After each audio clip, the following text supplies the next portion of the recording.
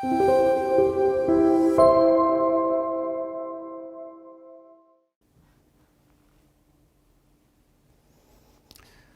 국가자격시험 토목기사 필기시험에서 응용역학 분야에서 출제되어지고 있는 내용들을 어떤 용어를 중심으로 해서 합격의 맥을 찾아가 보도록 하겠습니다.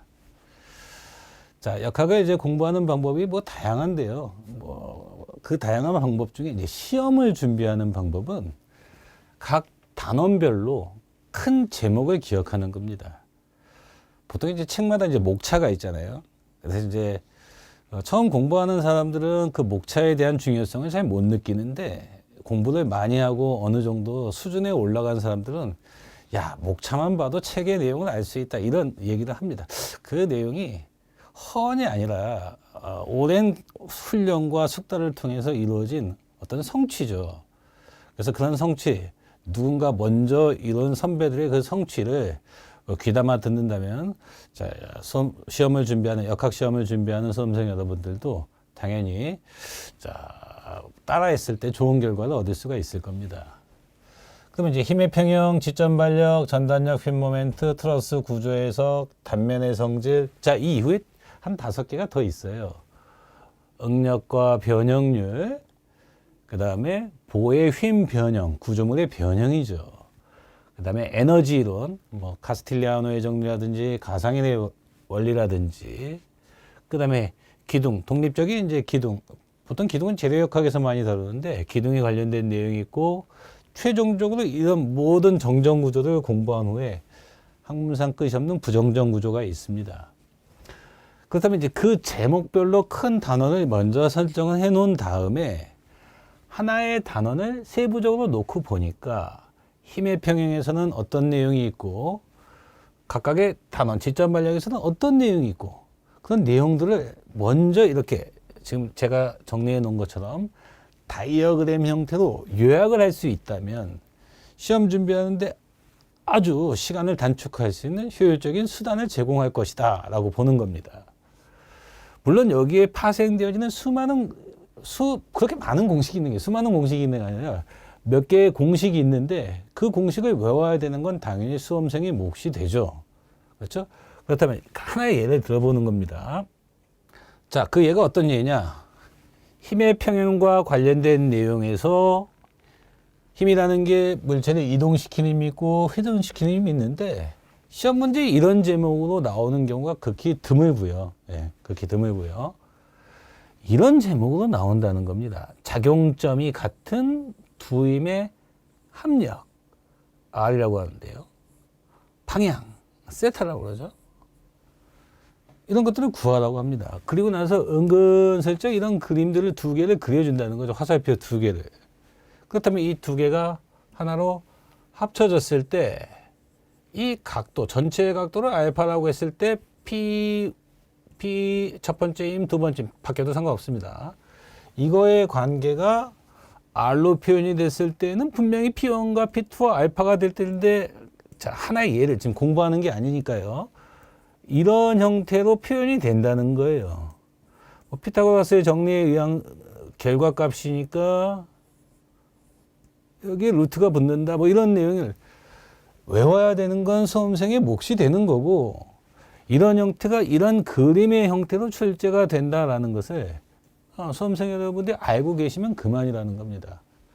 자, 시험에서는 여기에 숫자를 20kN, 30kN, 어쩔 때는 30, 50, 요 각도가 이런 것만 바뀔 뿐이지 시험의 본질은 변하지 않는다는 겁니다. 그러니까 이런 독립적인 내용이 있는 거예요. 이것이 다른 데 내용을 결부짓는다면 얼마든지 누구나 다 많은 이야기를 할 수 있겠지만, 시험은 저런 단편 용어 하나를 집요하게 파고 들어가는 겁니다. 그것이 합격의 맥을 잡는 유리한 고지를 선점한다라고 보시면 되겠습니다. 그럼 이 힘의 평형에서는 이동력이라는 것은 그 독립적인 내용 하나가 있고, 회전력이라는 것은 발인용의 정리가 있는데, 자, 작용점이 같을 때의 세 힘의 평형을 수학을 공부하는 게 아니죠. 그래서 똑같은 내용인데 라미의 정리라는 걸 통해서, 라미의 정리는 자, 어떤 그림이 그려져서 시험에 나오는지, 그 다음에 내가 이런 공식을 어떻게 적용을 할 건지, 이게 사인 법칙이잖아요. 이걸 3번 쓰면 2개를 구하라는 걸 거고 2번만 쓰면 하나를 미지수로 구하라는 내용일 테니까 그런 걸 정리해 나가는 것은 이제 수험생의 몫이 된다는 겁니다. 누가 해주지를 않는다는 거죠. 그 문제를 푸는데 현안이 되지 마시고 그 문제가 내가 이렇게 정리해 놓은데 어디에 체크가 되어 있는지, 그리고 가장 느린 것이 가장 빠를 수도 있는데요. 시험 문제 이런 그림들을 내가 다 모아놓고 여기다 갖다 붙여보세요. 그럼 아주 놀라운 효과가 생길 겁니다. 놀라운 결과를 느끼시게 될 거예요. 시험에서 나오는 내용이 정해져 있다는 겁니다. 근데 그런 것들을 훈련을 안 하고 문제풀이 한 문제 푸는데 현안이 된다면 오히려 방향을 잡지 못하고 맥을 잡지 못하고 한참 돌아서 역학을 공부하게 되는 우둔한 행위를 할 수가 있을 테니까 그런 걸 사전에 방지하기 위해서 이러한 다이어그램을 간단하게 본인 스스로 정리해 보실 필요가 있겠습니다. 자, 계속해서 두 번째 단원에서는 지점 반력이라는 건데요. 외적인 하중이 구조물에 작용하게 되면 그 하중에 의해 즉각적으로 지지단이 반발하는 힘이 생깁니다. 외부에서 저한테 힘이 가해지면 분명히 무슨 즉각적인 반응이 오잖아요. 그렇죠? 그래서 반발하는 힘이 이제 반력이라고 하는데 그 반력이라는 것을 계산하는 시험 문제를 출제한다는 거죠. 여기서 무슨 설명이라는 것이 없고 이런 그림에 대해서 흔히 단순보, 캔틸레버보, 내민보, 갤버보 이런 형태의 그냥 뭐 집중하중을 줄 거냐, 포인트로드, 분포하중을 줄 거냐, 웨이트, 아니면 회전하중, 모멘트를 줄 거냐, 아니면 이 두 개를 중첩시켜서 줄 거냐, 집중하중과 분포하중을 뭐 이런 형태를 주고 각각의 지점에 대해서 수직 반력 구해라, 수평 반력 구해라, 고정단에서의 모멘트 반력을 구해라, 뭐 이런 거 시험 문제 숫자를 주고 계산하는 형태라는 거죠. 그렇다면 여기는 공식이 있는 것이 아니라 무슨 방법이 있을 거다라는 맥을 분명히 잡으셔야 된다는 겁니다. 이것이 수평의 보가 어느 일정 기준, 부재를 기준해서 꺾여진다면 프레임, 라멘 구조가 되는 거죠. 이것이 곡선이 되면 아치 구조일 겁니다. 여기에 힘이 가해져서 여기에서 반력을 구해라 이런 게 변할 리가 없어요. 그러니까 이게 무슨 공식이 있는 것이 아니라 이 단어는 어떤 방법이 있을 것이다 라고 생각하고 공식은 전혀 없다는 겁니다. 물론 그 구하는 방법은 차후 뭐 저하고 같이 학습을 하시게 되면 뭐 저절로 알게 됩니다. 뭐 수직하중은 나눠 갖고 회전하중은 돌려막고 뭐 나눠갖기 돌려막기가 이게 전부 다예요. 참 유치하잖아요. 이 단원에서 추구하는 게 시험 문제에 뭐 평균적으로 2문제, 3문제 이렇게 나오는데 나눠갖기 돌려막기 그게 다인데요. 이렇게 얘기하면 서로 좀 이상하죠. 사실 그게 다거든요. 그래서 이렇게 얘기할 수 있도록 훈련을 좀 해보자는 겁니다. 자, 계속해서 세 번째 단어는 이제 전단력과 휠 모멘트라는 굉장히 중요한 지표죠. 일단 이 전단력과 휠 모멘트라는 것을 사전에 미리 계산하는 원칙을 좀 알고 있어야 돼요. 계산의 원칙. 계산의 원칙을 세운다면 뭐 여러 가지 계산 방법이 있는데 원칙을 세운다면 그거에 대한 그림을 그릴 수가 있겠고요. 전단력도 휠 모멘트도. 그 그림을 그리다 보니까 이 둘 사이에 전단력과 휠 모멘트라는 둘 사이에 관계를 알 수가 있겠습니다. 뭐 미적분의 관계라고 이야기하는데 수학적으로 그 좀 더 쉽게 이야기하면 누구 하나가 최대가 되면 누구 하나는 최소, 공학 분야에서 최소라는 것은 언제나 0입니다. 극대 극소의 미분 이런 뭐 이런 얘기 복잡할 필요 없고 얘가 최대면 얘는 0이야. 얘가 0이면 얘가 최대야. 그런 내용을 내가 확인을 한번 한 다음에 그런 원칙에 위배되는 계산을 할 수가 있어야 된다는 거죠. 원칙을 세운 다음에 원칙에 위배되는 계산을 할 수 있어야 된다는 겁니다. 그런 연후에 이동하중. 자, 어떤 교량에서 뭐 차가 이동을 해갔을 때 어디서 가장 많이 휠 모멘트가 생길 건지 분명히 중앙부일 거예요. 중앙부 근처일 텐데 그 차륜에 걸리는 하중에 의해서 중앙부 근처에서 분명히 생길 때 최대 모멘트가 생길 때 그걸 계산하는 방법을 알고 있는지 묻는 겁니다. 그렇다면 이런 제목들 보니까 공식은 없다는 거예요. 무슨 원칙만 있어요. 계산하는 방법. 그렇죠? 그 원칙에 의해서 그림을 그리는 방법이 있을 뿐이지 절대로 공식이 없는 단원이라는 겁니다. 참 특이하죠. 그럼 이 전단력과 이 모멘트가 이후에 보시면 보의 휨 변형과 연결이 된다는 것을 알 수가 있겠습니다.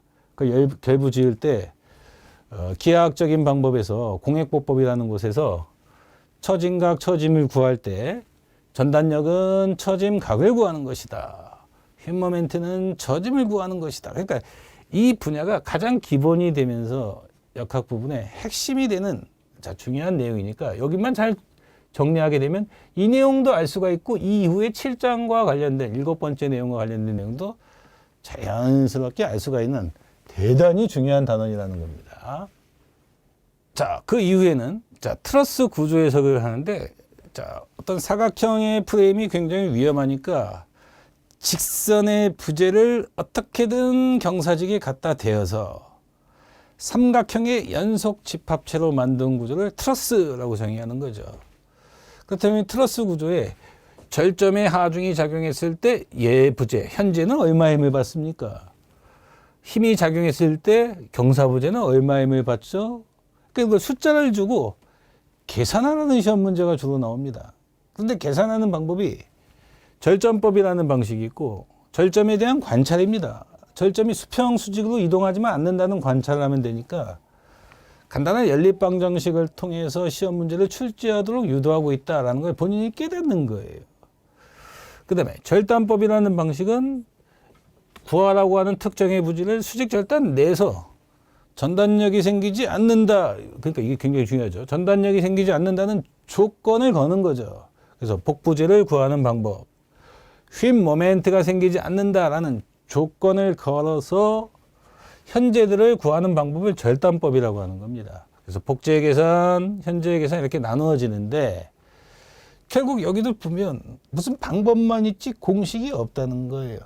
참 신기하지 않습니까? 지금 4개의 챕터를 살펴봤는데 공식이라고 해봤자 이게 중학생들도 알고 있는 공식이 있잖아요.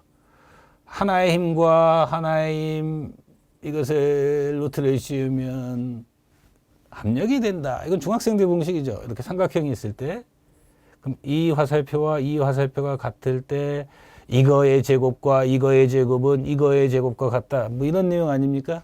근데 저게 90도가 아닐 때는 어떻게 할 거예요? 그래서 여기 뭐가 하나 더 붙는다는 거 아니에요? 여기 P1, P2 코사인 뭐 이런 각도가 하나 더 붙는다는 거 아닙니까? 이걸 공식이라고 말하기도 좀 그렇습니다. 그렇다면 결국 무슨 방법만 있을 뿐이지 외워야 될 공식은 전혀 없다는 겁니다. 참 신기하죠. 그럼 역학 분야가 늘 이러냐? 그렇지는 않다는 거죠. 자, 바로 이 단면의 성질이라는 내용입니다. 이 단면은 어떤 구조 부재를 이루고 있는 형태와 관련이 있는데 뭐 기둥과 보와 뭐 슬래브 이런 것이 기둥 부재는 원형으로 가져갈 겁니까? 직사각형으로 가져갈 겁니까? 같은 직사각형으로 가져갔을 때 폭에 비해서 높이가 높은 단면이 좋겠습니까? 아니면 눕혀서 폭이 크고 폭이 두께 높이가 그러니까 이런 단면을 쓰는 게 휨에 대해서 강하겠습니까? 이런 단면을 쓰는 게 휨에 강하겠습니까? 아니면 원형이 좋을까요? 사각형이 좋을까요? 그러니까 구조 부재를 이루고 있는 형태가 힘을 받았을 때 효과적으로 저항하는 성질을 알기 위해서 단면의 특성을 알아야 되겠다. 여기서는 이제 물리학적인 지표들이니까 간단한 공식이라면 공식이라 할 수 있는 게 내용들이 나오고 있다는 거죠. 크게 보니까 단면 1차 모멘트, 도심과 관련된 내용이죠. 도형의 중심을 구하고자 하는 것. 단면 2차 모멘트. 자, 형태를 버릇처럼 유지하려는 성능인데 단면 2차 모멘트를 이너시아 I라고 하는데 I의 친구들도 두 개가 있고요. 극모멘트, 상승모멘트. 2차 모멘트를 통해서 단면 기수와 2차 모멘트를 통해서 단면 2차 반경. 이런 내용만 딱 정리해 두고 시험 문제는 이게 제목들이라는 거죠. 그럼 이 것들이 어떤 지표들이 이름처럼 있다면 그 이름을 외우면 그만이고 나머지들은 다 문제들을 통해서 이런 이름들을 자꾸 불러보는 연습을 하는 거다라고 생각하신다면 특별하게 이야기할 수 있는 것이 여기서 평행축 정리밖에 없습니다. 이동을 해갈 때는 면적 곱하기 거리의 제곱이 더해진다. 그 뭐 평행축 정리거든요. 그러니까 그렇게 이야기할 수 있고 관련된 문제를 어디에 해당이 되는지만 잘 체크하신다면 쉽게 정리될 수 있는 단원이라고 볼 수가 있겠습니다. 자, 그렇다면 이제 6번째 이제 단어는 이제 응력이라는 건데요. 자, 응력이라는 것은 자, 힘과 모멘트가 있죠. 이동력과 회전력.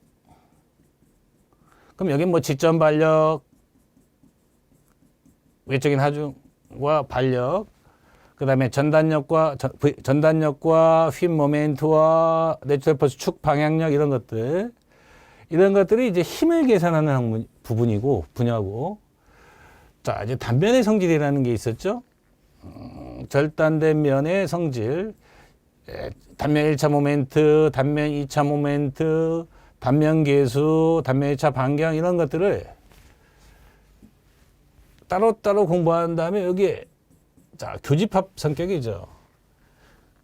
그 내용이 응력이라는 겁니다. 응력. 힘을 면적으로 응답했다는 거죠. 힘을 면적으로 응답한 거고 힘이 P죠. 모멘트는 단면 계수로 응답한다는 거죠. 그렇죠? 예. 그러니까 이런 성질, 여기는 뭐 면적과도 관련이 있으니까요. 예. 그러니까 이 두 개가 접목된 단원이 응력과 변형률인데 시험에서 출제되는 응력이 7가지 응력이 있겠고 그 중에서 가장 많이 출제되는 것은 단연코 전단 응력입니다. 거의 매 회마다 한 문제 나오는 거니까요. 그러면 그 전단 응력이라는 것이 무슨 공식처럼 하나 있을 텐데 뭐 이런 형태로 I, B, V, Q 뭐 이런 형태로 전단 응력이 있을 텐데 다른 건 문제가 안 되는데 이 Q 퀘스천이거든요. 의문사항이 되는 1차 모멘트라는 거죠. 그래서 저 Q를 다루는 기술들, 방법들 이런 것들을 평소에 훈련해서 시험 문제에 사각형, 중공형 뭐 이런 것들에 대해서 전단 능력을 구할 수 있는지를 매 회마다 출제한다라고 보시면 되겠습니다.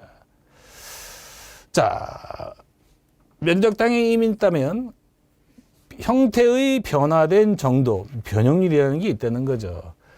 그러면 길이 변형, 가로 변형, 세로 변형이 있는데 간단히 이제 정의 체계를 안 다음에 길이 변형과 세로 변형을 관계를 포화송비, 그거의 역수를 포화송수라고 한다. 그러니까 이런 정의 체계를 아는 것이 이제 급선무라는 거죠. 네. 물론 이것을 이렇게 공부한 사람들은 바보라는 거예요. 그러니까 여기가 직경, 여기가 길이 쪽인데 L분의 델타 L, D분의 델타 D 여기서 한 발 더 나가서 이렇게 곱한 거하고 이렇게 곱한 거 같다. 뭐 지금 중학생들도 아니고요. 그럼 D 곱하기 델타 L이 L 곱하기 델타 D 시험 문제 포화송비 나오기만 해봐. 난 저거 무조건 외워서 공식에 대입할 거야. 이렇게 바보 같은 짓이 없다는 겁니다. 시험 문제 나올지 안 나올지도 몰라. 그럼 나올 걸 대비해서 외우고 있어야 돼. 시험 끝나면 잊어먹을 거야. 이런 거는 오래 못 간다는 거예요. 그 포화송비가 뭐야? 그러니까 형태가 사람이 긴 쪽이 있고 짧은 쪽이 있다면 그것을 비율로 나타낸 건데 1보다 작을 거다. 이 정도 생각하고 있으면 끝이에요. 뭐 더 이상 그런 공식 이런 거는 필요하다면 내가 쓸 수 있을 정도 훈련을 하면 그만이지 뭘 외우지 말라는 겁니다. 자, 그 다음에 이제 응력과 변형률을 매개시켜주는 후크의 법칙. 후크의 법칙 시험에 반드시 출제가 되는 내용이고 탄성의 법칙인데 탄성계수가 3가지가 있는데 그것의 관계, 탄성계수의 관계, 유연도와 강성도의 개념, 용어의 정의, 그 다음에 이 후크의 법칙을 통해서 이제 경사면 응력, 평면 응력을 통해서 모 응력원이라든지 아니면 이제 주응력이라든지 이런 것들을 구하는 내용들이 시험에 어떤 내용들이 순서들이 있다는 겁니다. 그럼 일단 순서들을 정리하는 것이 급선무다라고 보시면 되겠고요. 응력 분야, 응력과 변형률 분야에서는 내용이 많은 것처럼 보이지만 사실 앞에 있는 내용들을 정리하는 단원이다라고 생각해 주신다면 쉽게 정리될 수 있는 단원이라고 볼 수가 있겠습니다. 자, 다음은 7번째 보의 휨 변형과 관련된 내용인데, 자, 이 휨 변형은 결국 이제 처짐각과 구조물이 외적인 하중을 받았을 때 각도의 변화와 처짐, 위치의 변화 이런 변이들을 구하는 방법이 기하학적인 방법이 있는데 여러 가지 방법 중에 공액보법이 가장 알기 쉬우니까 무슨 방법이잖아요. 그렇죠? 그 방법을 적용하기 위해서 전단력과 휘 모멘트의 개념을 차용한다는 겁니다. 그거 다 해요. 이제 문제만 풀면 되겠네요. 예. 에너지 방법은 야, 왜 그런 걸 그림으로 그리느냐? 간단하게 수식으로 한번 절단해 놓고 수식으로 한번 한 줄만 쓰면 나머지는 건 계산기가 해줄 텐데 이런 사고 방식인 거죠. 그래서 에너지 해석 쪽에서는 주로 라멘이나 트러스 구조에 대해서 가상일의 원리를 쓰도록 시험 문제가 출제가 되고 있다라고 보시면 되겠습니다. 물론 이런 것들을 구하는 방법들을 강의를 통해서 이제 설명을 드릴 텐데 이제 시험 문제에 적용하고 훈련하는 건 수험생 여러분들의 몫이라는 거죠. 필요하다면 어떤 에너지 쪽에서 무슨 공식이 하나 있을 텐데 자, 이런 공식들이 어떻게 변모가 되고 있는지를 이렇게 쓸 수 있게 된다면 뭐 2분의 1 P의 제곱 이렇게 쓸 수 있게 된다면 이것을 나중에 적분식으로 표현했을 때 L에 대해서 표현할 수도 있지 않냐 뭐 이런 내용 이런 것들도 시험 문제에 나오는데 저런 게 왜 식이 전개가 되는지를 나중 문제고 이런 큰 휨변형 처진각과 처진각인데 이런 방법 중에 이쪽에서는 공액보법 이쪽에서는 가상의 논리 이런 제목들을 먼저 맥을 좀 짚어달라는 겁니다. 자, 그 정도의 단원이라고 볼 수가 있겠고요. 자, 이 에너지 이론이라는 것은 자, 8번째 내용인데 이제 심화돼서 나온다는 거죠. 보통 이제 보의 휨변형이 공액보법에 대한 내용을 이제 다루고 있다면 자, 에너지 이론은 가상인의 원리라는 걸 이용해서 트러스나 아치, 라멘 구조의 위치 변화, 변위들을 이제 구해라 라는 시험 문제를 계산 문제 형태로 낸다는 겁니다. 그래서 여기를 오해한다면 무슨 적분식이 들어가고 그러니까 뭐 굉장히 복잡한 식인 것 같지만 한 줄로 내가 쓸 수 있으면 된다는 거죠. 그 현상을 한 줄의 식으로 쓴 다음에 수치를 대입해서 이제 계산기를 누르는 형태의 문제가 출제가 된다라고 보시면 되겠습니다. 탄성 변형 에너지라는 것을 이용을 해서 구조물의 변이들을 구하는 이론들이 있구나라고 생각을 해주시면 되겠습니다. 자, 이제 9번째 내용은 이제 기둥에 관련된 내용인데 기둥은 짧은 기둥, 단주, 스타브 칼럼, 길이가 긴 기둥, 세장 기둥이라고 하죠. 슬렌더 칼럼. 그럼 단주에서 관심 있는 내용이 두 개가 있는데 사실 하나예요. 편심이라는 거죠. 편심. 중심에서 하중이 작용하는 것이 아니라 편심에서 하중이 작용, 여기 있죠. 편심이라서 하중이 작용하게 되면 압축도 생기고 휨모멘트도 생기니까 단면계수도 응답을 해달라 이런 내용이죠. 그럼 보가 이렇게 붙을 텐데 압축과 휨이 같이 생긴다. 이 식을 이렇게 읽을 수 있다는 얘기죠. 압축과 휨이 같이 생긴다. 그럼 압축만 있을 때는 시험이 너무 싱겁잖아요. 그러니까 휨 모멘트가 작용할 때는 항상 편심이라는 말을 준다는 거죠. 그래 놓고 이렇게 구할 때는 최대 응력, 마이너스 플러스를 계산하면 최소 응력, 뭐 그런 내용은 알고 있느냐.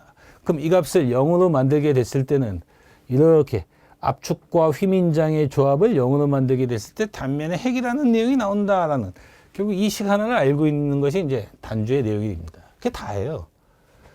자, 장주는 길이가 긴 기둥에서 중심축 하중을 줬는데 횡 방향 옆으로 휘어지는 현상 좌굴이라고 그러죠. 그럼 좌굴이 언제 일어나느냐?